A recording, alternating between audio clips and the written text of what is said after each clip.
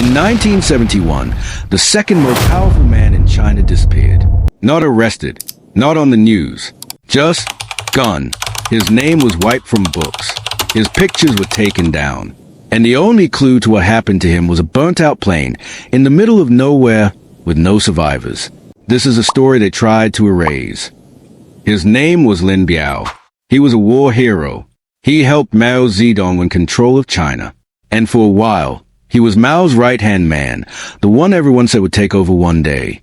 His face was on posters next to Mao's. People chanted his name. He was untouchable.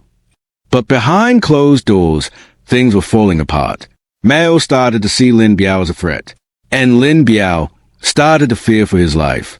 Then, one night in September 1971, everything happened at once. A car race across an hayfield. A plane took off without permission, and by morning, Lin Biao was dead. The plane flew north toward Mongolia. It never landed.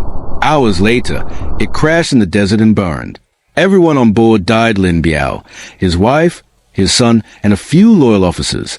No survivors, no witnesses, just wreckage and a lot of questions. China's government had an explanation ready fast.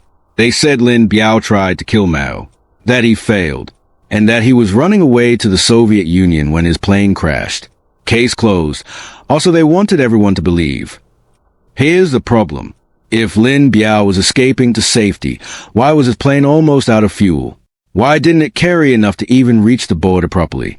And why did investigators who reached the crash site find things that didn't match the government's version at all? After the crash, something strange happened. Lin Biao's face disappeared from posters overnight. His name was removed from speeches. Books were rewritten. To most people in China, it was like he had simply never existed. They weren't told the truth, not for years. Some people only found out what really happened decades later. So what really happened that night? Was it really a failed coup? Or was Lin Biao set up, pushed out before he could become a threat? Why does China still keep the full files on this locked away, more than 50 years later?